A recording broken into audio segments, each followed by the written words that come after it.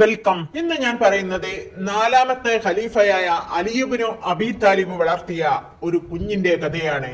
ഉമർ റളിയല്ലാഹു അൻഹുവിന്റെ ഭരണകാലത്ത് ഒരിക്കൽ അസർ നമസ്കാരത്തിന് ജമാഅത്തിൽ പങ്കെടുക്കാൻ വേണ്ടി അലി റളിയല്ലാഹു അൻഹു പള്ളിയിലേക്ക് പോവുകയായിരുന്നു. അപ്പോഴാണ് ഒരു കുഞ്ഞിന്റെ കരച്ചിൽ കേട്ടത്. എവിടെ നോക്കിയിട്ടും കാണുന്നില്ല. അവസാനം ഈത്തപ്പനയുടെ അടിയിൽ ഒരു ചോരപ്പൈതലിനെ ആരോ ഉപേക്ഷിച്ച നിലയിൽ കാണുന്നു. അലി റളിയല്ലാഹു അൻഹു ചുറ്റും നോക്കി, ആരെയും കാണുന്നില്ല. അല്ലാഹുവേ, ഈ ചോരപ്പൈതലിനെ ആരായിരിക്കും ഉപേക്ഷിച്ചത്? കുഞ്ഞ് കരയുന്നത് ഉറുമ്പ് കടിച്ചിട്ടാണ്. അലി റളിയല്ലാഹു അൻഹു കുഞ്ഞിന്റെ മേലുള്ള തുണിയെല്ലാം തട്ടിക്കളഞ്ഞ് ഉറുമ്പിനെ പോക്കി. അതിനുശേഷം കുഞ്ഞിന്റെ കരച്ചിൽ നിന്നു. അദ്ദേഹം നാലുപാടും നോക്കി. ഇപ്പോൾ കുഞ്ഞിനെ അന്വേഷിച്ച് ആരെങ്കിലും വരുമായിരിക്കുമെന്ന് കരുതി അദ്ദേഹം കുഞ്ഞിനെയുമായി അവിടെ തന്നെ നിന്നു. ആരെയും കാണുന്നില്ല. അസർ നമസ്കാരം ഖളാ ആവാനുമായി. അലി റളിയല്ലാഹു അൻഹു വിചാരിച്ചു, കുഞ്ഞിനെ വീട്ടിൽ കൊണ്ടുപോയാൽ ആരെങ്കിലും അറിഞ്ഞാൽ ഞാൻ കുഞ്ഞിനെ കട്ടതാണെന്ന് വിചാരിച്ച് എനിക്കെതിരെ വിധി വരും. എന്താണ് ചെയ്യുക? പക്ഷെ നമസ്കാരം ഖളാ ആയതുകൊണ്ട് അദ്ദേഹം പെട്ടെന്ന് കുഞ്ഞിനെ വീട്ടിലേക്ക് കൊണ്ടുപോയി. എന്നിട്ട് ഭാര്യയെ വിളിച്ചിട്ട് പറഞ്ഞു. അന്നത്തെ ഭാര്യ ഫാത്തിമ ബീവി അല്ലായിരുന്നു. ഫാത്തിമ ബീവി മരിച്ച ശേഷമുള്ള ഭാര്യയായിരുന്നു. കുട്ടിയെ കുളിപ്പിച്ച് വൃത്തിയാക്കാൻ ഏൽപ്പിച്ചുകൊണ്ട് അദ്ദേഹം നേരെ പള്ളിയിലേക്ക് പോയി. പള്ളിയിലെത്തിയപ്പോൾ അവിടെ ഉമർ റളിയല്ലാഹു അൻഹു ഉണ്ടായിരുന്നു. വൈകി എത്തിയ അലിയാരെ കണ്ടപ്പോൾ ഉമർ റളിയല്ലാഹു അൻഹു ചോദിച്ചു, എന്താണ് അലിയെ നിങ്ങൾ ജമാഅത്തിൽ പങ്കെടുക്കാതിരുന്നത്? അപ്പോൾ അലി റളിയല്ലാഹു അൻഹു പറഞ്ഞു, എനിക്കൊരു കാര്യം പറയാനുണ്ട്. ഇപ്പോൾ അസർ നമസ്കാരം ഖളാ ആവാനായി. ഞാൻ പെട്ടെന്ന് നമസ്കരിക്കട്ടെ, അതിനുശേഷം പറയാം. നിസ്കാരം കഴിഞ്ഞു. അലി റളിയല്ലാഹു അൻഹു ഉമർ റളിയല്ലാഹു അൻഹുവിനോട് പറഞ്ഞു, അമീറുൽ മുഅ്മിനീൻ, ഞാൻ ജമാഅത്തിൽ പങ്കെടുക്കാൻ തിരക്കിട്ട് വരികയായിരുന്നു. അപ്പോഴാണ് ഈത്തപ്പനയുടെ ഇടയിൽ നിന്ന് ഒരു കുഞ്ഞിന്റെ കരച്ചിൽ കേട്ടത്. ഞാൻ ആ കുട്ടിയെ എടുത്തു ചുറ്റുപാടും നോക്കി. ആരെങ്കിലും അതിനെ അന്വേഷിച്ച് വരുമെന്ന് കരുതി കുറെ കാത്തിരുന്നു. കാണാതിരുന്നപ്പോൾ ഞാൻ അതിനെ എന്റെ വീട്ടിൽ നോക്കാൻ ഏൽപ്പിച്ചിട്ട് വരികയാണ്. ഇവിടെ ജമാഅത്തിൽ പങ്കെടുക്കുന്നവരോട് ചോദിക്കണം, ആരാണ് കുഞ്ഞിനെ ഇങ്ങനെ ക്രൂരമായി ഉപേക്ഷിച്ചതെന്ന്. അത് കേട്ട് ഉമർ റളിയല്ലാഹു അൻഹു ഗൗരവത്തിൽ പള്ളിയിൽ മഗ്‌രിബിന് വേണ്ടി വന്നവരോടായിട്ട് ചോദിച്ചു, ആരാണ് ഇങ്ങനെ ചെയ്തത്? അവർ പറഞ്ഞു, ഞങ്ങൾ ആരുമല്ല, ഞങ്ങളുടെ കുഞ്ഞ് വീട്ടിലുണ്ട്. ഖലീഫ ഉമർ ചോദിച്ചു, അലി, ആ കുഞ്ഞ് തൽക്കാലം നിങ്ങളുടെ വീട്ടിൽ തന്നെ നിൽക്കട്ടെ. ആരെങ്കിലും അന്വേഷിച്ചു വരുന്നത് വരെ നിങ്ങൾക്ക് ബുദ്ധിമുട്ടാണെങ്കിൽ അതിനെ ഞാൻ സംരക്ഷിച്ചു കൊള്ളാം. അപ്പോൾ അലി റളിയല്ലാഹു അൻഹു പറഞ്ഞു, എനിക്കെന്ത് ബുദ്ധിമുട്ട്? എന്റെ കുഞ്ഞുങ്ങൾ വളരും പോലെ തന്നെ ഞാൻ അതിനെ വളർത്തിക്കൊള്ളാം. അങ്ങനെ ആ കുഞ്ഞിന്റെ ചുമതല അലി ഇബ്നു അബീ താലിബ് ഏറ്റെടുത്തു. ആരും അന്വേഷിച്ചു വന്നതുമില്ല. ആ കുട്ടിയെ ഉമ്മുൽ ഹക്കീം എന്ന് വിളിച്ചു. നല്ല അതിസുന്ദരിയായ ഒരു മകളായിരുന്നു അത്. കാലങ്ങൾ നീന്തിക്കൊണ്ടിരുന്നു. ഇപ്പോൾ ഉമ്മുൽ ഹക്കീം ചെറിയ കുഞ്ഞല്ല, വളർന്നു വലുതായി 16-17 വയസ്സുള്ള ഒരു കുട്ടിയായിരിക്കുന്നു. വിവാഹപ്രായം എത്തിത്തുടങ്ങി. പക്ഷേ അന്വേഷിച്ചു വരുന്നവരെല്ലാം കുട്ടിയുടെ കുടുംബ മഹിമ അന്വേഷിക്കുന്നു. ഒരുവിധം എല്ലാവർക്കും ഈ കുട്ടിയെ പറ്റി അറിയാം. അലി റളിയല്ലാഹു അൻഹു ആകെ ദുഃഖത്തിലായി. അദ്ദേഹം ഉമ്മുൽ ഹക്കീമിനെ ടെൻഷൻ ഇല്ലാതിരിക്കാൻ വേണ്ടി ഒരു ആടിനെ വാങ്ങിക്കൊടുത്തു. ഉമ്മുൽ ഹക്കീം ആ ആടിനെയും മേച്ചുകൊണ്ട് നടക്കലാണ്. ഉമ്മുൽ ഹക്കീമിന്റെ ദുഃഖത്തിന് കാരണം വിവാഹം വൈകുന്നതിലേറെ തന്റെ പോറ്റുപ്പ വിഷമിക്കുന്നത് കാണുമ്പോഴാണ് അവൾക്ക് സങ്കടം വരുന്നത്. ഒരു ദിവസം അവൾ ആടിനെ മേച്ചുകൊണ്ടിരുന്നപ്പോൾ കുറ്റിക്കാട്ടിന്റെ അടുത്ത് നിന്ന് ആരോ നോക്കുന്ന പോലെ തോന്നി. ശരിയായിരുന്നു, 2 കണ്ണുകൾ അവളെ തന്നെ നോക്കി നിൽക്കുന്നു. അവൾക്ക് പെട്ടെന്ന് അസ്വസ്ഥത തോന്നി. അലി റളിയല്ലാഹു അൻഹു ആയിരുന്നു ഇപ്പോഴുള്ള ഖലീഫ. ആ വന്ന ആൾ അന്നത്തെ ഗവർണർ മുആവിയ റളിയല്ലാഹു അൻഹുവിന്റെ പുത്രൻ യസീദ് ആയിരുന്നു. മുആവിയെ പോലെയുള്ള സദ്ഗുണ സമ്പന്നനൊന്നും ആയിരുന്നില്ല യസീദ്. അവന് ആ സുന്ദരിയെ കണ്ടപ്പോൾ തന്നെ ഇഷ്ടമായി. നീ ഒരു അന്യപുരുഷനല്ലേ, പിന്നെ എന്തിനാണ് ഇങ്ങനെ നോക്കുന്നത്? അതും പറഞ്ഞ് അവൾ വീട്ടിനുള്ളിലേക്ക് ഓടിപ്പോയി. കുതിരപ്പുറത്ത് കയറി വരുന്ന ആ യുവകോമളനെ കണ്ട് അലി റളിയല്ലാഹു അൻഹു തന്റെ ചെറ്റക്കുടിലിന്റെ വീടിന് പുറത്തേക്ക് വന്നു. അലി അന്നത്തെ ഭരണാധികാരിയാണെന്ന് ഓർക്കണം. വന്നവാടെ തമ്മിൽ സലാം ചൊല്ലി. അലി റളിയല്ലാഹു അൻഹു ചോദിച്ചു, നീ ആരാണ്? എവിടെ നിന്ന് വരുന്നു? അപ്പോൾ പറഞ്ഞു, ഞാൻ നിങ്ങളുടെ ഗവർണർ മുആവിയയുടെ പുത്രൻ യസീദാണ്. ബാപ്പ ഒരു കത്ത് എഴുതി തന്നിട്ടുണ്ട്, അത് തരാൻ വേണ്ടി വന്നതാണ്. പല സംശയങ്ങൾക്കുമുള്ള മറുപടി വേണം. അലി റളിയല്ലാഹു അൻഹു കത്ത് വായിച്ചു. അതിന് വേണ്ട മറുപടി എഴുതി കൊടുത്തു. അങ്ങനെ യസീദ് പോകുമ്പോൾ യസീദിന് ഒന്നും കൂടിയും ഉമ്മുൽ ഹക്കീമിനെ കാണാൻ കൊതിയായി. യസീദ് ഒരു ഗ്ലാസ് വെള്ളം ചോദിച്ചു. പക്ഷേ യസീദ് വിചാരിച്ച പോലെ ആയിരുന്നില്ല. വെള്ളവുമായി വന്നത് അലി റളിയല്ലാഹു അൻഹു ആയിരുന്നു. നിരാശയോടെ യസീദ് കൂഫയിലേക്ക് തിരിച്ചുപോയി. കത്ത് മുആവിയയെ തിരിച്ചേൽപ്പിച്ച ശേഷം യസീദ് പറഞ്ഞു, ഞാൻ അലിയാരുടെ വീട്ടിൽ ഒരു പെൺകുട്ടിയെ കണ്ടിട്ടുണ്ട് വാപ്പ, എനിക്ക് അവളെ നിക്കാഹ് കഴിപ്പിച്ചു തരണം. അത് കേട്ടപ്പോൾ മുആവിയക്ക് മനസ്സിലായി, അലിയാരുടെ വീട്ടിൽ കണ്ട പെൺകുട്ടിയാണോ, അത് നിനക്ക് പറ്റില്ല. എന്താണത്? അലിയാരുടെ കുടുംബത്തെ പറ്റി മൊത്തം അറിയാവുന്ന മുആവിയ പറഞ്ഞു, അവൾക്ക് കുടുംബ മഹിമയില്ല, വളർത്തുപുത്രിയാണവൾ. യസീദ് മനസ്സിൽ അമർഷത്തോടെ അവിടെ നിന്നും പോയി. ഒരു ദിവസം അലി റളിയല്ലാഹു അൻഹു എന്തോ ആലോചനയിൽ നിൽക്കുമ്പോൾ ഒരു പട്ടാളക്കാരൻ വന്ന് സലാം ചൊല്ലി. അദ്ദേഹത്തിന്റെ പേര് നൊഅ്മാൻ എന്നായിരുന്നു. അലി റളിയല്ലാഹു അൻഹുവിനോട് ചോദിച്ചു, എന്താണ് നിങ്ങളുടെ മുഖത്തെ വിഷമം? അലി റളിയല്ലാഹു അൻഹു പറഞ്ഞു, എന്റെ വളർത്തുപുത്രിയുണ്ട്, അവളുടെ വിവാഹമൊന്നും ശരിയായിട്ടില്ല, അവൾ അനാഥയാണ്. അപ്പോൾ നൊഅ്മാൻ പറഞ്ഞു, അങ്ങേക്ക് സമ്മതമാണെങ്കിൽ ഞാനും അനാഥനാണ്, അവളെ ഞങ്ങൾക്ക് വിവാഹം കഴിപ്പിച്ചു തന്നാലും. അലി റളിയല്ലാഹു അൻഹുവിന് സന്തോഷമായി. അങ്ങനെ അവരുടെ വിവാഹം നടത്തി കൊടുത്തു. അങ്ങനെ ഉമ്മുൽ ഹക്കീം നൊഅ്മാന്റെ ചെറിയ വീട്ടിലേക്ക് താമസം മാറ്റി. വളർത്തുപിതാവ് അലി റളിയല്ലാഹു അൻഹു ഇടയ്ക്കിടയ്ക്ക് വിവരങ്ങൾ അന്വേഷിക്കാൻ ചെല്ലാറുണ്ടായിരുന്നു. വളരെ സന്തോഷകരമായ ദാമ്പത്യമായിരുന്നു അവരുടേത്. അങ്ങനെ ഇരിക്കെ ഖലീഫ അലി റളിയല്ലാഹു അൻഹു കൊല്ലപ്പെട്ടു. ശേഷം മകൻ ഹസൻ റളിയല്ലാഹു അൻഹുവിനായിരുന്നു ഭരണം. ഹസൻ റളിയല്ലാഹു അൻഹുവിന് ഭരണത്തിൽ ഒട്ടും താല്പര്യമുണ്ടായിരുന്നില്ല. അദ്ദേഹം ഭരണം മുആവിയ റളിയല്ലാഹു അൻഹുവിനെ ഏൽപ്പിച്ചു. മുആവിയയുടെ കാലശേഷം ഈ മകൻ യസീദ് അധികാരത്തിലേറി. യസീദ് വളരെ ക്രൂരനായിരുന്നു. യസീദിനെ ഭരണാധികാരിയാക്കുന്നതിൽ ആർക്കും താല്പര്യമുണ്ടായിരുന്നില്ല. എല്ലാവരും ഹസൻ റളിയല്ലാഹു അൻഹുവിന്റെ അടുത്ത് പരാതി പറയാറുണ്ടായിരുന്നു. യസീദ് മുസ്ലിം ഭരണാധികാരിയാണെങ്കിലും നബി കുടുംബത്തെ അങ്ങേയറ്റം ദ്രോഹിക്കുമായിരുന്നു. അവരുടെ ഒത്താശയിൽ കിട്ടിയ രാജ്യഭരണമാണെങ്കിലും അതൊന്നും അയാൾ ഓർത്തില്ല.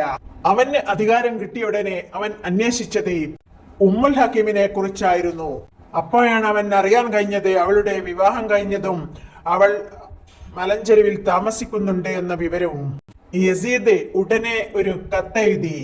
എന്നിട്ട് തന്റെ ദൂതന്റെ വശം അത് കൊടുത്തയച്ചു. ഉമ്മുൽ ഹക്കീമിന്റെ ഭർത്താവായ നൊഅ്മാന് കൊടുക്കാനായിരുന്നു അത്.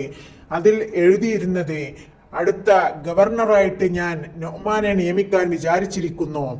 അതുകൊണ്ട് കത്ത് കിട്ടിയാൽ ഉടനെ ഇങ്ങോട്ട് പുറപ്പെടണം. കത്തുമായി ദൂതൻ നൊഅ്മാന്റെ വീട്ടിലെത്തി കത്ത് കൊടുത്തു. കത്ത് കിട്ടിയ നൊഅ്മാന് വളരെ സന്തോഷമായി. തന്നെ ഗവർണറായി നിയമിക്കാൻ യസീദ് ഇങ്ങോട്ട് ആളെ പറഞ്ഞയച്ചിരിക്കുന്നു. ഉമ്മുൽ ഹക്കീം ഭർത്താവിനോട് ചോദിച്ചു, ആ കത്തിൽ എന്താണ്? അപ്പോൾ അദ്ദേഹം പറഞ്ഞു വളരെ സന്തോഷത്തോടു കൂടി, ഇത് എനിക്ക് യസീദ് അയച്ചതാണ് എന്നെ ഗവർണറായി നിയമിക്കാൻ. യസീദിന്റെ പേര് കേട്ടപ്പോൾ എന്തോ പന്തികേട് തോന്നിയ ഭാര്യ പറഞ്ഞു, നിങ്ങൾ അങ്ങോട്ട് പോവണ്ട, യസീദാണ് അയച്ചത്. അപ്പോൾ നൊഅ്മാൻ പറഞ്ഞു, എന്റെ കഴിവും തന്റെ ഇടവും കണ്ടിട്ട് എന്നെ ഗവർണറാക്കാൻ വേണ്ടിയാണ്, അതുകൊണ്ട് ഞാൻ പോവുകയാണ് എന്നും പറഞ്ഞ് ദൂതന്റെ കൂടെ അദ്ദേഹം കൊട്ടാരത്തിലേക്ക് പോയി. യസീദ് അവരെ കാത്തിരിക്കുകയായിരുന്നു. കണ്ടപാടെ യസീദ് നൊഅ്മാന്റെ കൈ പിടിച്ച് കൊട്ടാരത്തിനുള്ളിലെ ഒരു റൂമിലേക്ക് കൊണ്ടുപോയി. വളരെ ഇരുണ്ട റൂമായിരുന്നു അത്. യസീദ് വന്ന് നൊഅ്മാനുമായി ചർച്ച നടത്തി. എന്നിട്ട് ചോദിച്ചു, നൊഅ്മാൻ, നിന്നെ ഗവർണറാക്കണമെങ്കിൽ നീ എനിക്കൊരു ഉടമ്പടി ചെയ്യേണ്ടതുണ്ട് എന്നും പറഞ്ഞ് എഴുന്നേറ്റ് പോയി. തിരിച്ചു വന്നത് ഒരു കയ്യിൽ ഒരു വാളും മറ്റേ കയ്യിൽ ഒരു പെന്നും കടലാസുമായിട്ടായിരുന്നു. യസീദ് പറഞ്ഞു, ആ കരാർ എഴുതാൻ സാക്ഷികൾ വേണ്ടേ? അപ്പോൾ നൊഅ്മാൻ പറഞ്ഞു, സാക്ഷികൾ എന്തിനാ? സാക്ഷി അള്ളാഹു തന്നെ മതി. യസീദിനെ ഉള്ളാലെ സന്തോഷമായി. പാവൻ നൊഅ്മാന് അറിയില്ലല്ലോ യസീദിന്റെ കൊലച്ചതി. എന്താണ് ആ ഉടമ്പടി? എന്നാൽ എഴുതിക്കോളൂ. ഭരണാധികാരിയായ യസീദ് പറയുന്നു, നൊഅ്മാൻ ഞാൻ പറയുന്നത് എല്ലാം അനുസരിക്കുമെന്ന് അള്ളാഹുവിന്റെ മുന്നിൽ സാക്ഷ്യപ്പെടുത്തുന്നു. നീ നിന്റെ ഭാര്യ ഉമ്മുൽ ഹക്കീമിനെ തൊലാക്ക് ചെല്ലണം. ഇടുത്തി വീണ പോലെ നൊഅ്മാൻ ഒന്ന് പിടിച്ചു. അയാൾക്ക് തല പെരുക്കും പോലെ തോന്നി. താൻ അള്ളാഹുവിനെ സാക്ഷി വെച്ചിട്ടാണ് യസീദിന് അനുവാദം നൽകിയത്. നൊഅ്മാൻ പറഞ്ഞു, മറ്റെന്ത് വേണമെങ്കിലും ഈ ലോകത്തിൽ വെച്ച് അങ്ങ് ചോദിച്ചോളൂ, ഞാൻ കൊണ്ടുതരാം. ഇത് അലി റളിയല്ലാഹു അൻഹുവിന്റെ മുന്നിൽ അവളെ മരണം വരെ പോറ്റാമെന്ന് ഞാൻ വാക്ക് കൊടുത്തതാണ്. അവൾ എന്റെ ജീവനാണ്, അത് മാത്രം നിങ്ങൾ ചോദിക്കരുത്. യസീദ് പറഞ്ഞു, അവളെ മാത്രമേ എനിക്ക് വേണ്ടൂ, അല്ലാത്തതെന്തും ഭരണാധികാരിയായ എനിക്ക് കിട്ടും. യസീദ് ഉണ്ടോ വിടുന്നു? അള്ളാഹുവിനെ സാക്ഷ്യം പറഞ്ഞില്ലേ, ഒരു കയ്യിൽ വാളും ഗത്യന്തരമില്ലാതെ നുഅ്മാൻ പെട്ടുപോയി. തലാഖിന്റെ വചനങ്ങൾ എഴുതിയ ആ കുറിപ്പ് യസീദ് മദീനയിലേക്ക് ഉമ്മുൽ ഹക്കീമിന്റെ കൈവശം കൊടുക്കാൻ കൊടുത്തുവിട്ടു. ഉമ്മുൽ ഹക്കീമിന്റെ കയ്യിൽ ആ കുറിപ്പ് കിട്ടി. തന്നെ തലാഖ് ചൊല്ലിയിരിക്കുന്നു തന്റെ സ്നേഹനിധിയായ ഭർത്താവ്. അവിടെ നടന്ന കൊലച്ചതിയൊന്നും അവൾക്ക് മനസ്സിലായില്ല. അവൾ ഹൃദയം പൊട്ടിക്കരഞ്ഞു. അങ്ങനെ അവളുടെ ഇദ്ദയുടെ കാലാവധി കഴിഞ്ഞപ്പോൾ യസീദ് അവളെ വിവാഹം കഴിക്കാൻ ആഗ്രഹമുണ്ട് എന്നും പറഞ്ഞ് തന്റെ ചാരന്റെ വശം ഒരു കത്ത് ഉമ്മുൽ ഹക്കീമിന് കൊടുത്തയച്ചു. ആരോടും ഒന്നും പറയരുത്, ഇത് അവളുടെ കയ്യിൽ മാത്രമേ കൊടുക്കാവൂ എന്ന് പ്രത്യേകം ഏൽപ്പിക്കുകയും ചെയ്തിരുന്നു. മദീനയിലെ ചെറ്റക്കുടിലിൽ താമസിക്കുന്ന ഉമ്മുൽ ഹക്കീം വളരെ ദുഃഖത്തിൽ നാളുകൾ കഴിയുകയായിരുന്നു. അവൾക്ക് ആവശ്യമുള്ളതെല്ലാം ഹസൻ റളിയല്ലാഹു അൻഹു തന്റെ മക്കളുടെ വശം കൊടുത്തുവിടുമായിരുന്നു. തന്റെ വാപ്പ വളർത്തിയ മകളാണെങ്കിലും അവൾ ഒറ്റക്ക് താമസിക്കുന്നിടത്തേക്ക് അദ്ദേഹം പോവുമായിരുന്നില്ല. നമ്മളെല്ലാം സഹോദരി എന്ന് പറയും, പക്ഷേ അവർ അങ്ങനെയല്ലായിരുന്നു. ഒരു വീട്ടിലാണെങ്കിലും അവർ മറകൾക്കപ്പുറത്ത് നിന്ന് മാത്രമേ കാണാറുണ്ടായിരുന്നുള്ളൂ. പക്ഷേ ഒറ്റക്ക് താമസിക്കുന്ന അവളെ സംരക്ഷിക്കേണ്ടത് തന്റെ കടമയാണെന്നറിഞ്ഞ അദ്ദേഹം ആ വീട്ടിലേക്ക് അവളെ ശല്യം ചെയ്യാൻ ആരെങ്കിലും വരുന്നുണ്ടോ എന്നറിയാൻ ആളുകളെ നോക്കാൻ വിട്ടിരുന്നു. അപ്പോഴാണ് യസീദിന്റെ ചാരൻ പാത്തു പതുങ്ങിയും ഉമ്മുൽ ഹക്കീമിന്റെ വീട്ടിനടുത്തേക്ക് പോകുന്നത് ഹസൻ റളിയല്ലാഹു അൻഹു കണ്ടത്. അദ്ദേഹം അയാളെ തടഞ്ഞു നിർത്തി ചോദിച്ചു, നീ ആരാണ്? എന്തിനാണ് അങ്ങോട്ട് പോകുന്നത്? അയാൾ കിടുകിടെ വിറക്കാൻ തുടങ്ങി. ഹസൻ റളിയല്ലാഹു അൻഹു ഭീഷണിപ്പെടുത്തിയപ്പോൾ നിവൃത്തിയില്ലാതെ ആ ചാരൻ വെളിപ്പെടുത്തി, ഞാൻ യസീദിന്റെ കത്തുമായിട്ടാണ് വരുന്നത്. എന്തിനാണ് യസീദ് കത്തയക്കുന്നത് ഉമ്മുൽ ഹക്കീമിനെ? ആ ദൂതൻ പറഞ്ഞു, അതൊന്നും എനിക്കറിയില്ല, കത്തവിടെ കൊടുക്കാൻ പറഞ്ഞതാണ്. പക്ഷെ അസൈനാർ വിട്ടില്ല. നിനക്കറിയാം, നീ യസീദിന്റെ എല്ലാ കാര്യങ്ങളും അറിയുന്ന ആളാണ്, പെട്ടെന്ന് പറഞ്ഞു. അവസാനം അയാൾ പറഞ്ഞു, ഉമ്മുൽ ഹക്കീമിനെ തലാഖ് ചൊല്ലിച്ചതും വിവാഹം കഴിക്കാൻ ആഗ്രഹിക്കുന്നതുമായ എല്ലാ വിവരങ്ങളും അയാൾ പറഞ്ഞു. യസീദിനെ പോലെ സ്വച്ഛാധിപതിയായ ഒരാൾക്ക് തന്റെ ബാപ്പ വളർത്തിയ മകളെ കെട്ടിച്ചു കൊടുക്കാൻ അദ്ദേഹത്തിന്റെ മനസ്സ് അനുവദിച്ചില്ല. അദ്ദേഹം ആ രാജഭടനോട് പറഞ്ഞു, നീ ഈ കത്ത് ഉമ്മുൽ ഹക്കീമിന്റെ കൈവശം കൊടുക്കണം. അവൾ യസീദിനെ വിവാഹം കഴിക്കാൻ സമ്മതമാണ് എന്ന് പറഞ്ഞാൽ നടത്തിക്കൊടുക്കാം. അതല്ല, ജീവിതത്തിൽ ഒരിക്കലും യസീദിനെ വിവാഹം കഴിക്കില്ല എന്ന് അവൾ പറഞ്ഞാൽ നീ ഉടൻ അവിടെ നിന്ന് ഇറങ്ങണം. നീ രണ്ടാമത് അവിടേക്ക് പോവണം. എന്നിട്ട് എന്റെ ദൂതനായിട്ടാണ് പോവേണ്ടത്. ഹസൻ നിന്നെ കല്യാണം കഴിക്കാൻ ആഗ്രഹിക്കുന്നു എന്ന് പറയണം. അങ്ങനെ ആ ചാരൻ ഉമ്മുൽ ഹക്കീമിന്റെ അടുത്തെത്തി കത്ത് കൊടുത്തു. കത്ത് വായിച്ച് ഉമ്മുൽ ഹക്കീം പൊട്ടിത്തെറിച്ചു. ഞാൻ മരിച്ചാലും അയാളെ നിക്കാഹ് ചെയ്യില്ല. അയാളുടെ ചാരൻ വന്ന് എന്റെ ഭർത്താവിനെ വിടന്ന് നല്ല പോലെ കൂട്ടിക്കൊണ്ടതാണ്. ശേഷം തലാഖിന്റെ കത്താണ് എനിക്ക് കിട്ടിയത്. പറഞ്ഞ പോലെ ദൂതൻ പുറത്തിറങ്ങി രണ്ടാമതും കയറി ചെന്നു. എന്നിട്ട് പറഞ്ഞു, ഹസൻ റളിയല്ലാഹു അൻഹു നിങ്ങളെ വിവാഹം കഴിക്കാൻ ആഗ്രഹിക്കുന്നു. അത് കേട്ടപ്പോൾ ഉമ്മുൽ ഹക്കീമിന് സമ്മതമായി. വളരെ സന്തോഷത്തോടെ സമ്മതം അറിയിച്ചു. അങ്ങനെ അവരുടെ വിവാഹം കഴിഞ്ഞു. ഈ വാർത്ത അറിഞ്ഞപ്പോൾ യസീദിനുണ്ടായ കളി പറയാനുണ്ടോ? ഞാൻ വല്ല വിധേനയും നുഅ്മാനെ കൊണ്ട് തലാഖ് ചൊല്ലിപ്പിച്ചു.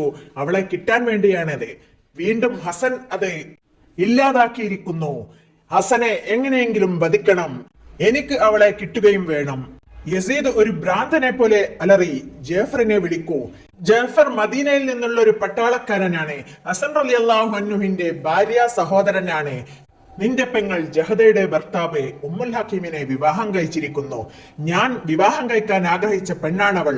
അതുകൊണ്ട് എനിക്ക് അവളെ കിട്ടണം. നീ എങ്ങനെയെങ്കിലും ഹസനെ കൊന്നിട്ടാണെങ്കിലും അവളെ എന്നെ മുന്നിലെത്തിക്കണം.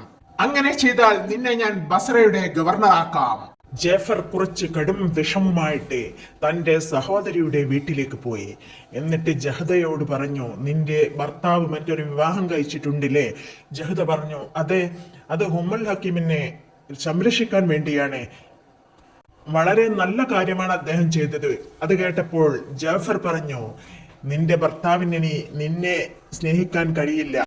ജഹദ പറഞ്ഞു, ഇല്ല, അദ്ദേഹം എന്നെയും അവളെയും നല്ലപോലെ ശ്രദ്ധിക്കുന്നുണ്ട്. താൻ എന്തു പറഞ്ഞിട്ടും തന്റെ സഹോദരി വീഴുന്നില്ലെന്ന് കണ്ടപ്പോൾ ജാഫർ അടവെന്ന് മാറ്റി. ജാഫർ പറഞ്ഞു, നിന്റെ ഭർത്താവിന് കുറെ കാലം കഴിയുമ്പോൾ നിനക്ക് വയസ്സാവും. അപ്പോൾ ഉമ്മുൽ ഹക്കീം യുവതിയായി തീരുകയും ചെയ്യും. അപ്പോൾ നിന്നോടുള്ള സ്നേഹം കുറയും. അതുകൊണ്ട് ഞാനൊരു സാധനം തരാം. അത് നിന്റെ ഭർത്താവ് കുടിക്കുന്ന ഭക്ഷണത്തിൽ കലർത്തിയാൽ നിന്റെ ഭർത്താവിന് നിന്നോട് കൂടുതൽ സ്നേഹമാവും. അതിൽ ജഹദ വീണു. ജഹദക്കറിയില്ലായിരുന്നു തന്റെ സഹോദരൻ ചതിക്കുകയാണെന്ന്. തന്റെ ഭർത്താവ് നിത്യവും കുടിക്കുന്ന വെള്ളത്തിൽ അവൾ ആ മരുന്ന് കലക്കി. അതിൽ ഒരു തുള്ളി മതിയായിരുന്നു ഒരാളുടെ ജീവൻ കളയാൻ. അവൾ മൊത്തം മരുന്നും അതിൽ കലക്കി. ഹസൻ റളിയല്ലാഹു അൻഹു സാധാരണയായി തഹജ്ജുദ് നമസ്കാരത്തിന് എണീച്ചാൽ ഒരു മൺകൂജയിലെ വെള്ളം കുടിക്കുക പതിവായിരുന്നു. ആ കൂജയിൽ തന്നെയാണ് അവൾ വിഷം കലക്കിയത്. നബിയുടെ പേരമകൻ ഹസൻ റളിയല്ലാഹു അൻഹു തഹജ്ജുദിന് ഉദു എടുത്തു വന്ന് ആ കൂജയിലെ വെള്ളം ഒരിറക്ക് കുടിച്ചു. അപ്പോൾ നാവ് മൊത്തം പൊള്ളി. അപ്പോൾ വീണ്ടും 1-2 ഇറക്ക് കൂടി കുടിച്ചു. ഒന്നാകെ പൊള്ളിയ പോലെ അവസ്ഥ. അദ്ദേഹം തഹജ്ജുദ് നമസ്കരിക്കാൻ നിന്നു. തഹജ്ജുദ് നമസ്കരിക്കാൻ തുടങ്ങിയപ്പോൾ തന്നെ അദ്ദേഹം മറിഞ്ഞു വീണു. ജഹദക്കറിയില്ലായിരുന്നു അത് വിഷമാണെന്ന്. അവൾ ഉറക്കം നടിച്ച് അവിടെ കിടക്കുന്നുണ്ടായിരുന്നു. തൊട്ടപ്പുറത്തെ റൂമിൽ സഹോദരൻ ഹുസൈൻ റളിയല്ലാഹു അൻഹു തഹജ്ജുദിന് എഴുന്നേറ്റപ്പോഴാണ് ഹസൻ റളിയല്ലാഹു അൻഹുവിന്റെ വീഴുന്ന ശബ്ദം കേട്ടത്. അദ്ദേഹം ഓടി വന്നു. ഹുസൈൻ റളിയല്ലാഹു അൻഹു വാതിലിന്റെ അവിടെ നിന്ന് സലാം ചൊല്ലി. അത് കേട്ട ഹസൻ റളിയല്ലാഹു അൻഹു നെഞ്ചു തടവി സലാം അടക്കിക്കൊണ്ട് ജഹദയോട് പറഞ്ഞു, നീ ഒന്ന് മുറിക്ക് പുറത്തു പോകൂ, എന്റെ സഹോദരൻ ഇങ്ങോട്ട് കയറട്ടെ. ഹുസൈൻ റളിയല്ലാഹു അൻഹു റൂമിലേക്ക് കയറിയപ്പോൾ നെഞ്ഞ് തിരുമ്മി പിടിച്ചുകൊണ്ട് പിടയുന്ന ഹസൻ റളിയല്ലാഹു അൻഹുവിനെയാണ് കാണുന്നത്. എന്തു പറ്റിയെന്ന് ചോദിച്ചപ്പോൾ കൂജയിലെ വെള്ളം കാട്ടിക്കൊടുത്തു. അദ്ദേഹം നിലാവിന്റെ വെട്ടത്തിൽ ആ വെള്ളത്തിൽ മായം കലർന്നത് കണ്ടു. ബേജാറ് കൊണ്ട് അദ്ദേഹത്തിന്റെ കയ്യിൽ നിന്നും ആ പാത്രം നിലത്ത് വീണ് പൊട്ടി. അതിൽ നിന്നും തെറിച്ച വെള്ളം ഹുസൈൻ റളിയല്ലാഹു അൻഹുവിന്റെ കാലിൽ വീണപ്പോൾ കാല് പൊള്ളി. അദ്ദേഹത്തിന് മനസ്സിലായി, ഉഗ്രവിഷമാണ് ഇതിൽ ചേർത്തിരിക്കുന്നത്. ജഹദ ഒരു തുള്ളി ചേർക്കുന്നതിന് പകരം ഒരു കുപ്പി വിഷമാണ് ചേർത്തത്. ജഹദ വിചാരിച്ചത് സ്നേഹം പെട്ടെന്ന് കൂടിക്കോട്ടെ എന്നായിരുന്നു. ഹുസൈൻ റളിയല്ലാഹു അൻഹു ചോദിച്ചു. ഹസൻ റളിയല്ലാഹു അൻഹുവിന്റെ തല മടിയിൽ വെച്ചുകൊണ്ട്, ആരാണ് നിങ്ങളോട് ഇത് ചെയ്തത്? ആരായാലും ഞാൻ അവനെ വെറുതെ വിടില്ല. അപ്പോൾ ഹസൻ റളിയല്ലാഹു അൻഹു പറഞ്ഞു, മോനെ, രക്ഷിക്കാനും ശിക്ഷിക്കാനും അവകാശമുള്ളത് അള്ളാഹുവിന് മാത്രമാണ്. അതുകൊണ്ട് ഞാൻ ഇത് ആരോടും പറയില്ല. അങ്ങനെ ഹസൻ റളിയല്ലാഹു അൻഹു മരിച്ചു. ഇന്നാ ലില്ലാഹി വ ഇന്നാ ഇലൈഹി റാജിഊൻ. ഗർബല യുദ്ധത്തെ പറ്റി നിങ്ങൾക്കറിയില്ലേ? ഗർബല യുദ്ധം യസീദും നബി കുടുംബവും തമ്മിലുള്ളതാണ്. ഗർബല യുദ്ധത്തിൽ ഹുസൈൻ റളിയല്ലാഹു അൻഹു മരിക്കുന്ന ദയനീയ രംഗങ്ങളെല്ലാം ഉണ്ട്. ഈ വീഡിയോ ഇഷ്ടപ്പെട്ടാൽ നിങ്ങൾ ലൈക്ക് ചെയ്യാനും സബ്സ്ക്രൈബ് ചെയ്യാനും മറക്കരുത്. മറ്റൊരു കഥയുമായി വീണ്ടും കാണാം ഇൻഷാ അല്ലാഹ്.